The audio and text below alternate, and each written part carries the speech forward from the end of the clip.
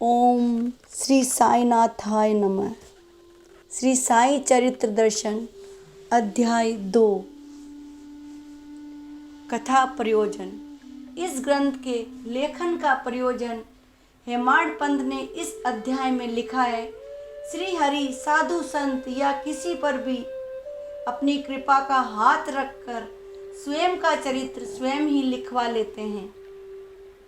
सारी शक्ति स्वयं संतों की ही होती है, भक्त तो केवल साधन मात्र है। साईं बाबा की कथाएं अपूर्व है।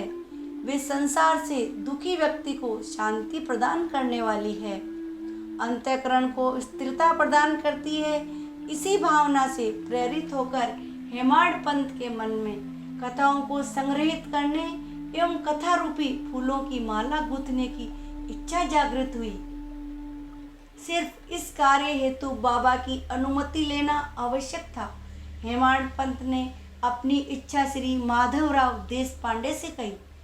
उपयुक्त समय देखकर वे बाबा से बोले, बाबा, ये अन्ना साहब कहते हैं कि यदि आपकी अनुमति हो तो वे अपनी बुद्धि के अनुसार आपका चरित्र लिखें। ऐसा विचार उनके मन में आया है। इस पर बाबा ने कहा, मैं तो केवल भिखारी हूँ, भिक्षा के लिए दर दर भटकता हूँ, फिर मेरा चरित्र किस लिए? बेकार ही हंसी का कारण होगा। तो हेमाड पंत मन ही मन कहने लगे, ऐसा मत कहिए, इस हीरे को चांदी में चमकना ही चाहिए। आपकी आज्ञा एवं सहायता रही तो मैं ये अपने आप लिख लूँगा। आप सारे विघ्न दूर कर आपकी भक्ति ही स्वयं मुझसे लिखवा लेगी। संतों का आशीर्वाद ही ग्रंथ की शुरुआत होती है। हेमाड पंत के मन के विचार जानते ही श्री साई समर्थ प्रसन्न हुए एवं बोले, तेरी इच्छा पूरी होगी। मेरी कथा वार्ता एवं अनुभवों का संग्रह करो, उनका क्रमबद्ध लिखकर पन्ने संभाल कर रखो। मैं तुम्हें पूर्ण सहायता करूँगा। जो केवल दाबोल कर केवल साधन है। मैं ही स्वयं का चरित्र लिखता हूँ। मेरी कथा मैं स्वयं लिखता हूँ। मेरा चरित्र लिखने की इच्छा भी मैं ही पूर्ण करता हूँ। मेरी कथा जो सुनेगा, उनका कीर्तन एवं चिंतन करेगा, उनके मन में मेरे प्रति भक्ति निर्मित होगी एवं अज्ञानता का पूर्ण नाश होगा। ऐसा आशीर्वाद बाबा ने दिया। बाबा ने मेरा नाम हेमाड पंत कैसे रखा, इसका वर्णन करते हुए लेखक कहते हैं, मैं पूर्व से ही वाचाल, मंद बुद्धि एवं कुटिल हूँ। मेरे अहोभाग्य कि साईं चरणों पर मेरी दृष्टि पड़ी। भक्त श्रेष्ठ काका साहब दीक्षित एवं नाना साहब चांद्रोकर से अगर मैं ऋणानुबंध न होता तो शिरडी भी नहीं गया होता। काका साहब की इच्छा पर मैंने शिरडी जाने का निश्चय किया, परंतु शिरडी जाने के दिन ही मन बदल गया।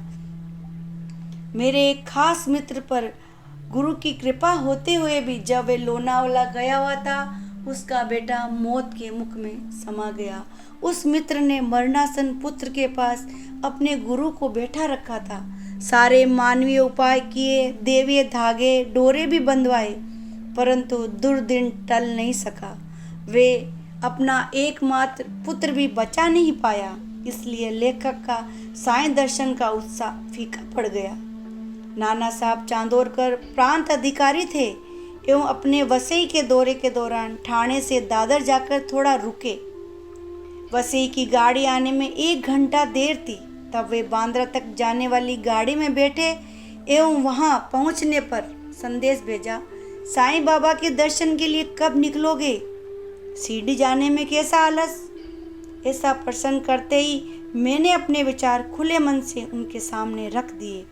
केवल नाना साहब के प्रेम पूर्वक आग्रह करने पर मैं तुरंत निकलता हूँ, ये वचन मैंने दिया।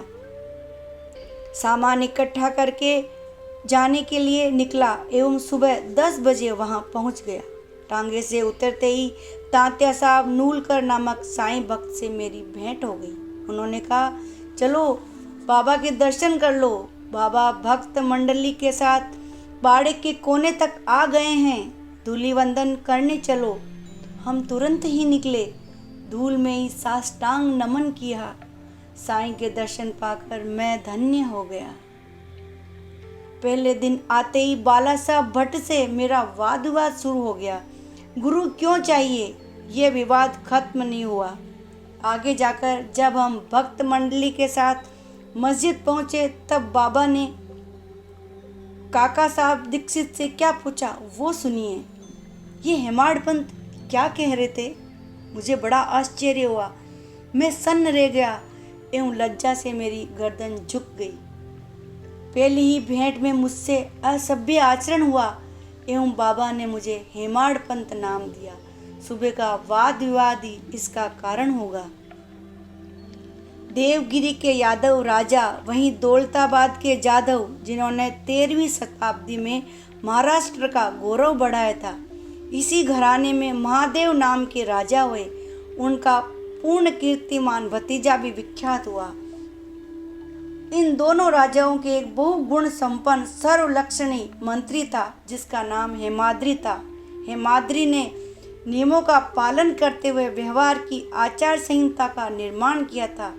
संस्कृत भाषा में जो हेमाद्रि पंत था वही हेमाड पंत हुआ। हेमाड पंत कहते हैं कि मैं मूर्ख बुद्धिहीन जिसे एक सीधी लाइन भी लिखनी नहीं आती, मेरे वाद विवाद के घमंड को चूर चूर करने के लिए ही बाबा ने यह शब्द रूपी बाण चलाया था।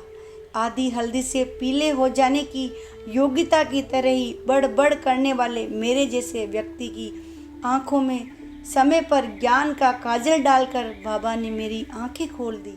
इस प्रकार बाबा ने हेमाड पंत, इस विख्यात पंडित के नाम पर लेखक का नाम हेमाड पंत किया। द्वितीय अध्याय समाप्त। ओम श्री साईनाथाय नमः।